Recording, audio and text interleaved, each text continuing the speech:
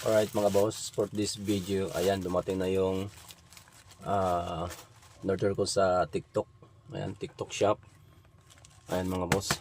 So, i-share ko lang sa inyo mga boss itong order ko sa TikTok.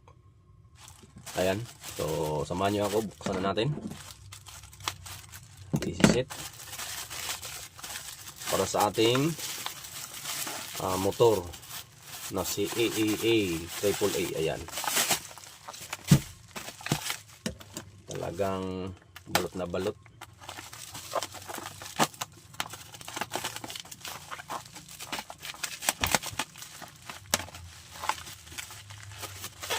Sirain na yan. Okay. So genuine parts ng, ayan mga boss, genuine parts ng Honda. Ayan. Ayan. So ito yung para sa ating motor mga boss, brake shoe ang tawag dito, brake shoe. Pag sa likod, pag yung sa harap brake pad, so pag sa likod brake shoe.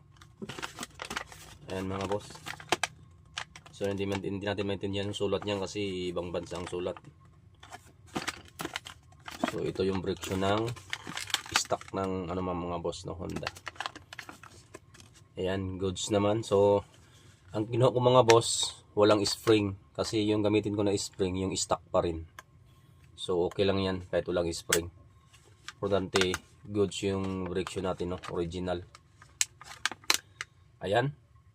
So hanggang dito na po yung vlog natin mga boss. Maraming salamat sa walang sawang suporta sa ating Facebook page, Kuya Nicky Moto. Ayan. Pa-like and share, comment down below dyan. Maraming salamat. Peace out.